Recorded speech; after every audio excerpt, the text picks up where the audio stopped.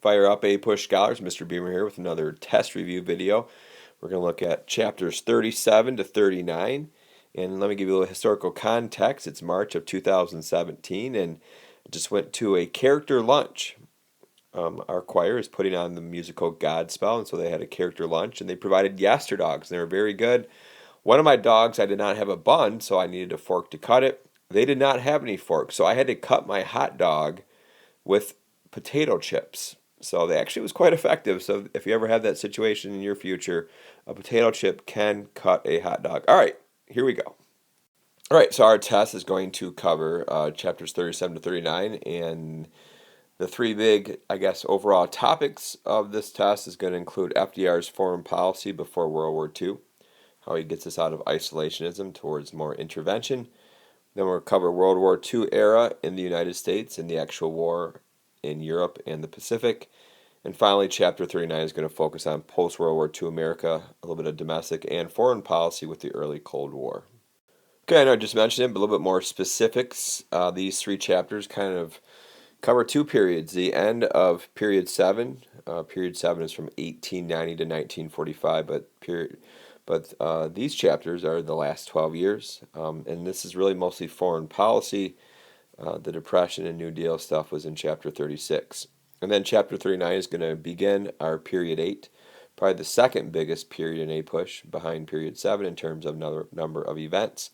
And so we're going to look at the early Cold War and domestic life in the United States.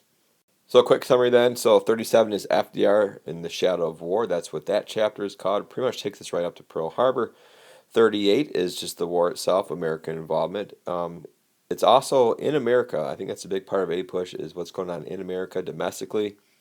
Again, not a lot of military history in A-Push. There's some, but a lot of it is what's life like in America, and 38 covers that. Final chapter 39, like I mentioned, is post-World War II America and some foreign policy events with the Cold War. All right, scholars, let's begin with chapter 37, FDR in the shadow of war. And just a little reminder that I will not cover every question on the test with my review video, but I'll try to highlight some of the questions that might struggle the most with, okay? And so keep that in mind as well. So here are the topics from chapter 37 that I'm going to focus on in this video.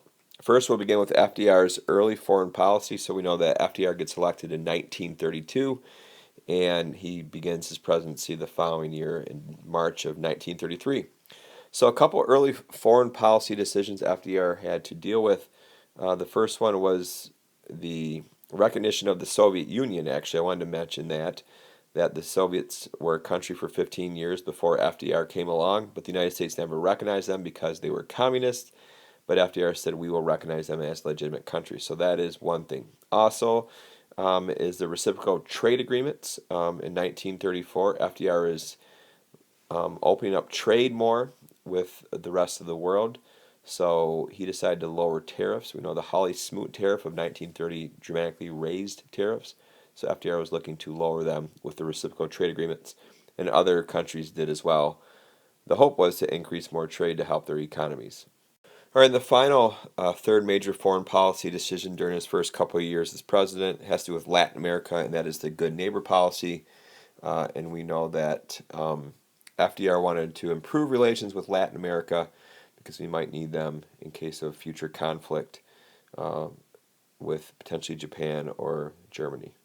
So the good neighbor policy is a change, being more friendly to Latin America. It kind of reverses the Roosevelt corollary passed by TR around 1904. All right, next we're going to talk about the rise of fascism in the early 1930s. I want you to think of three main countries. Obviously, Nazi Germany is one. Hitler takes over in 1933, and they start their aggressiveness really around 1937-38. They annexed Austria. They invaded the Rhineland, which was between France and Germany. But the biggest first step was invading the Sudetenland, which is a part of Czechoslovakia. So they were adding more territory, and nobody stopped them. That's the policy of appeasement we'll get to a little bit later. So the Nazis were being aggressive, spreading their fascist ideas into Czechoslovakia and Austria. The other two, Italy, with Mussolini as their leader, invaded Ethiopia in 1935. and the United States didn't stop them, or the rest of the world didn't stop Mussolini. And the other huge one, of course, is Japan. Now, they invade Manchuria in 1931. The United States doesn't do anything because we're in the Depression. So Manchuria is a part of China. But then in 1937 is when they do an all-out invasion of China in 37. And again, American policy is very isolationist, and we do not do anything, despite FDR wanting to do more. And so that kind of leads into the Neutrality Acts of 1935 to 1937. I think an important thing we need to know is that FDR was not an isolationist. He was more of an interventionist or an internationalist. Either of those two words would be fine to use. He wanted to get involved, but of course the rest of America was very isolationist. So America passed these three laws over these 3 years.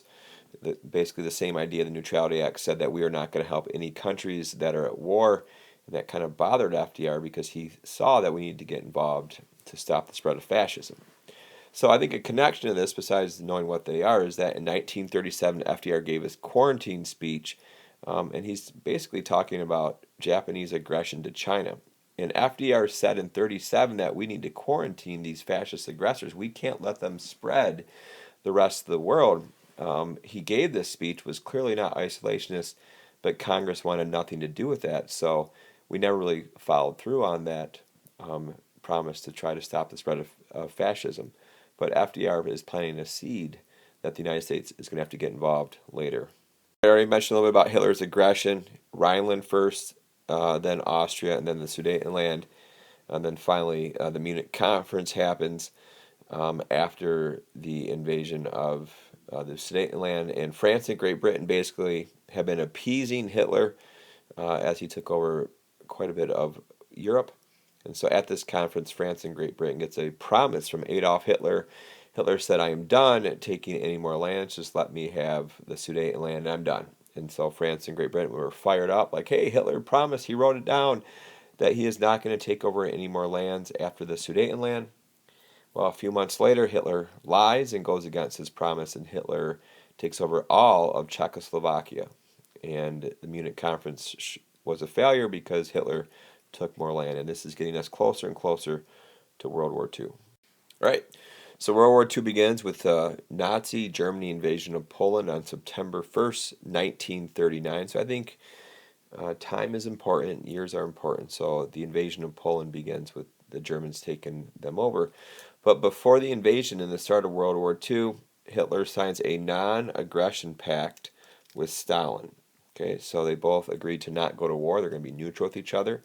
So Hitler takes over one side of Poland, the Soviet Union takes over the other side. So now Hitler does not have to worry about the Soviets attacking him because of the non-aggression pact, which Hitler will basically lie and go against in July of 1941. So he'll break that promise, making the Soviets and Stalin very upset. Okay, so when War II begins, we start to begin our isolationist policies. Okay, with three big laws. And the three big laws you need to know, I know you know it, say it with me. Number one, 1939 is cash and carry. 1940, the following year, is bases for destroyers deal. And then the biggest one, the must-know and A-push foreign policy, 1941, the Lease Act. Okay, before I go on to this, the German takeover of France, I want to just quickly go back to Neutrality Acts. Again, very neutral laws. We are not going to help anybody that's at war. And so even if a country like aggressively takes over another country, like a dictator takes over a weak country, we are not going to help anybody. Okay, no matter who's at fault, who's to blame, what the right thing is, we are going to help nobody. And it showed that we were very, very isolationist. Basically, it's like we stuck our head in the sand and didn't want to look at the rest of the world. So I want to make that point about the Neutrality Acts. All right, on to Germany taking over France. All right, so you know that World War II begins when Germany invades Poland in September of 1939. The following year, Germany takes over much of Northern Europe. And then the big one was going after France in the spring and summer of 1940. Within 1 month, Germany takes over all of France in 1940, just about all of France in 1940. And so now the United States has to respond. What are we going to do? Well, we're still going to be neutral, although we do have cash and carry already in place. We are kind of helping the Allies a little bit. But our response to take over France is we actually pass a conscription law. So we actually start to have a draft law put in place because FDR saw that we might need soldiers soon if we are going to go to war. And so we passed a conscription law to be prepared for a future war. Then after the takeover of France, the last place that the Germans are going to go for is Britain, and that leads to the Battle of Britain in 1940-1941, a one-year battle done entirely by airplanes, the Battle of Britain, and the Germans destroyed much of Britain, but they're never able to capture the British islands partly because of the leadership of Winston Churchill. All right, moving on. There it is. The importance of the Lease Act of 1941. Must know an A push. All right, so I think most of us know what Lend-Lease is. Basically, we are going to give the British especially weapons, supplies, whatever they need. Here you go, take it. Pay us some other time. Pay us down the road. You need our help now. So basically gave them a bunch of supplies. And I think this is important because it clearly showed that we are no longer being isolationists, okay? It's done. Okay, I mean, before maybe we're still being kind of neutral with cash. Nope, it's done with Lend-Lease. And after this, the Nazis start attacking us. They start going after American ships, even before the Pearl Harbor attacks in December of 1941. Another thing I wanted to mention about this is not all Americans were supportive. FDR did still have quite a bit of opposition in Congress. There were still many isolationists, even in 1941, before Pearl Harbor, that were against it. So it was difficult, but he does eventually get it passed. And of course, when Pearl Harbor happens, all Americans are on board with World War II. All right, FDR's third term election. You know the election year, 1940. Okay, 1940, FDR runs for a third term, setting a precedent. No other president ran for a third term consecutively, and so FDR does, and he did it because the war was going on. Now, we were not at war in 1940, but World War II was going on in Europe, and FDR felt that the country needed his leadership, his experience during the crisis of 1940, because Europe was controlled mostly by the Nazis in the summer of 1940, and FDR felt he needed to stay in place. So he broke the tradition set by George Washington in 1940, and he's going to run again and win in 1944 during the height of World War II. Let's focus now a little bit on the Pacific side of the World War II. And so I think you know that we are attacked by the Japanese because of our oil embargo against them. And so the question is, why did we put an oil embargo on the Japanese? Wait time. Well, the United States embargoed oil to the Japanese because of their aggressive action against what country? It is China. Japan was being very unfair to China. They invaded China in 1937, and they did some terrible atrocities. The Chinese had the second most casualties behind the Soviets. 12 million Chinese were killed or wounded. It was just awful what the Japanese did. So we put the oil embargo on there, and of course the result of that, eventually the Japanese have to choose either to quit and give up or attack the United States, and we know that they attacked the United States on December 7, 1941 at Pearl Harbor. So the biggest reason why Pearl Harbor happened is because of the oil embargo against the Japanese, because the Japanese were destroying China. I put this in here, a little chronological order, 1940, 1941. The Battle of Britain happens because the Germans controlled pretty much all of Western Europe now after the fall of France in 1940. For one entire year, they are bombing Britain, along with Lucy, Edmund, Peter, and Susan. Then once the British are kind of pinned in, Hitler breaks his promise to Stalin in June 22, I believe, of 1941, and he invades the Soviet Union, trying to take all of Eastern Europe. And then finally, Atlantic Charter happens in August of 41 between Churchill and FDR for post-World War II plans. So that's kind of the order of some of those events before Pearl Harbor. All right, moving on to Chapter 38, America in World War II, 41 to 45. So after Pearl Harbor, the United States were all on board. FDR did not need to persuade Americans to support the war effort because over 2,000 Americans died and all Americans were on board. So they clearly had a moral reason to support the war. So they didn't even need any encouragement from FDR.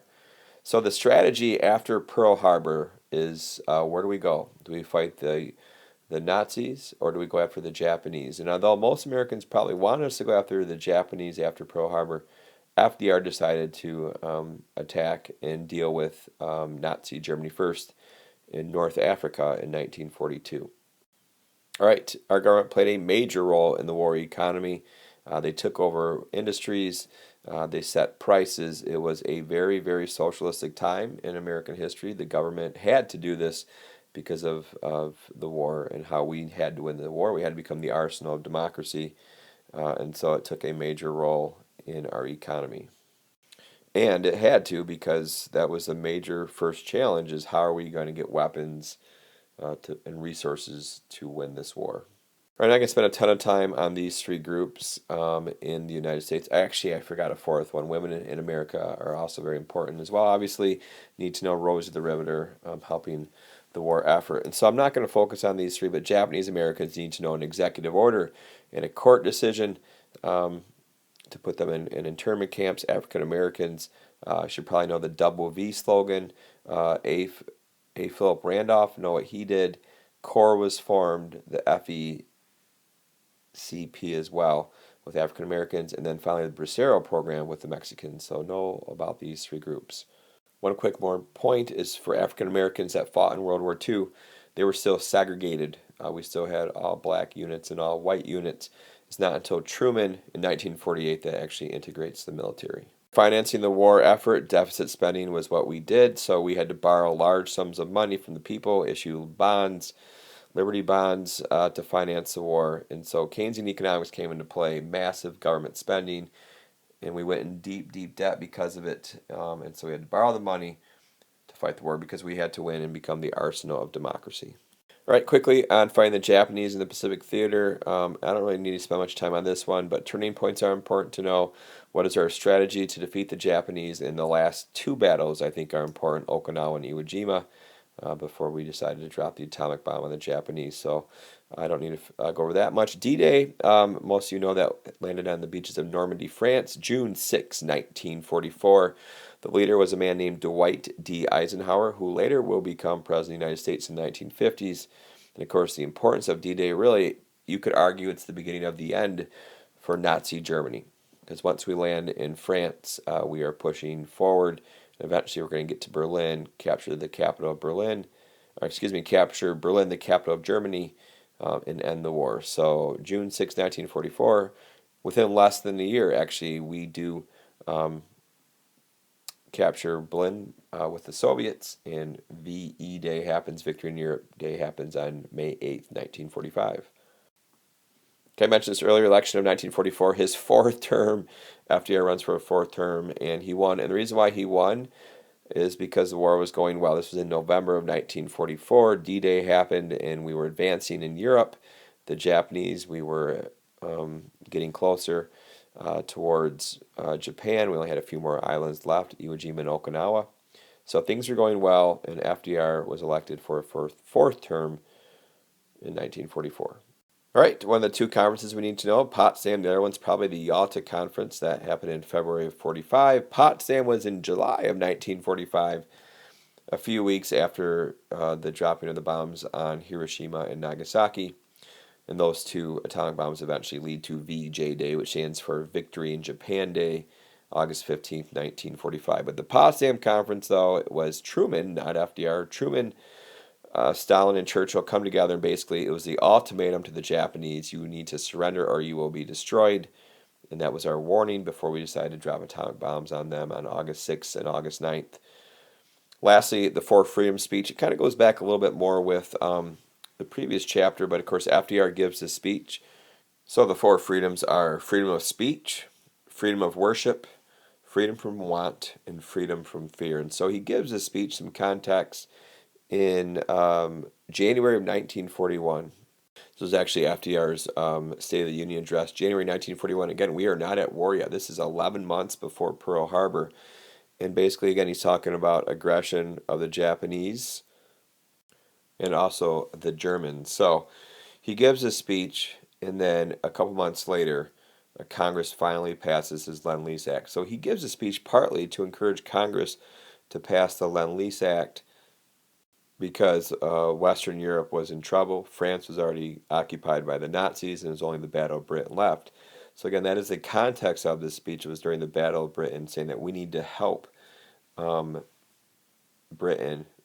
And not only was this speech about World War II, but it was also about the Great Depression, okay, and the struggles that we have gone through the previous 10 years. All right, the final chapter, 39, the Cold War begins. So post-World War II America and some foreign policy stuff. So Truman is president and the war is over. So his domestic program, you need to know, is called Fair Deal. Fair Deal kind of reminds me of New Deal. Well, it kind of was. Basically, it was more government spending to create jobs. He wanted to improve housing for people, full employment, and a higher minimum wage. So he wanted more government involvement, like the New Deal. But America wasn't buying into it. So the Fair Deal was not a success for Truman because Americans did not want the government involvement, mostly because the economy was pretty strong, obviously, in the late 1940s into the 1950s. Talk about some more migration and settlement in America. So after World War II, people were migrating to the Sun Belt, which is the South and West. They wanted a warm climate. Unfortunately, we were becoming rustier. So the Midwest became known as the Rust Belt because of people leaving for warmer climates. And we also saw the growth of suburbs post-World War II in the 1940s, especially in the 1950s. So what are some causes of the rise of the suburbs? Well, number one was the government was guaranteeing mortgages or low-cost loans for a lot of the returning soldiers. Increase of the baby boomers, the number of kids were being produced at rapid levels. And then the final one is the highways. The highways created in the 1950s, allowed people to live in the suburbs and drive into the city to their jobs. Talk a little bit more about the baby boomers. Hey, Ma Beamer's a baby boomer. So baby boomers, okay, the rapid growth rate of children from 1945 to 1963-64, the largest population even today of Americans. But there's a problem with the baby boomers. Besides their declining health, is they're eating away at Social Security. Okay, and so Social Security is going to be a problem in 20 years down the road because we have so many baby boomers that our government's going to have to pay for. And that's going to be a problem, and Social Security is going to start to slowly run out of money because of this large group. But we still love them, though. Mom, I love you. Take care of yourself. All right, next I want to talk about how most Americans became soldiers. What is this? I have no idea where this came from. Okay, this is actually from World War I. How did that sneak in there? I guess they wanted to be there.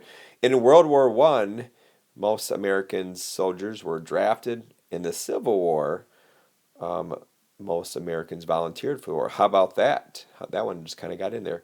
All right, let's go now to the early Cold War areas of conflict in the world. And the biggest hot spot, there was conflict between the United States and the Soviet Union, the two major superpowers. I don't know how much I've used that word superpowers, but keep that maybe in the back of your mind. The United States and the Soviet Union were the superpowers post-World War II. No other countries could really compete with us economically and for power abroad. So the area of conflict, getting back to this, stop talking, Beamer, is, you should know this, Europe. Especially the area of Germany is the area of conflict. So would it be democracy and capitalism, or would the areas become communist? And so this is where we really fought during the Cold War, although we never fought physically with weapons and actual wars, but more the fight was for ideological. All right, so make sure I got this. Western Europe is the biggest area of conflict, especially Germany. Europe. Eventually, areas of conflict will include Korea and Vietnam, but that's a little bit down the road. All right, let's talk about our defining foreign policy for the next 45 years, really up until 1990, and that is the policy of containment, okay? And basically, it was created, you need to know the creator, it's George Kennan is the creator of the containment policy, George Kennan. He basically said, we're not going to go and attack communism, but we're not going to allow them to spread to other areas of the world. And so this is our containment policy. The two examples of that that become law include the Truman Doctrine and the Marshall Plan. Two must-knows: Truman Doctrine, 1947, Marshall Plan, a little bit later, 1947 into 48. And basically, these were containment policies. So the Truman Doctrine basically is the containment policy, and specifically, so we give $400 million to Greece and Turkey so they don't turn communist. The Marshall Plan, which I'll get to a little bit later, had to deal more with Western Europe. I just wanted to throw this in here. Cold War obviously is a big foreign policy issue in APUSH. You might see East versus West. Like, what are we talking? Are we talking about like the witches of the Wizard of Oz? I'll get you, my little pretty. No, we're talking about East and Western of the world. So the East refers to the communists in the Soviet Union. The West refers to the United States and Western Europe. Okay, so capitalism, democracy, communism, East versus West. Keep that in mind. All right, I need to talk about the formation of NATO, North Atlantic Treaty Organization. Basically, it's the United States and Western European countries having an alliance. Okay, and we've not been a big alliance in our history. We know that George Washington warned against joint alliances.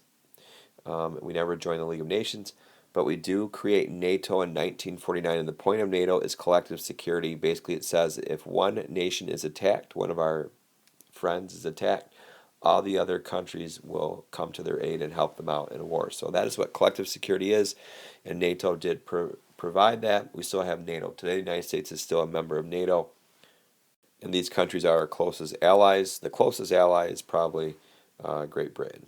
Right. The Korean War, let's talk about that. 1950 to 1953. Harry Truman is the president during most of the Korean War.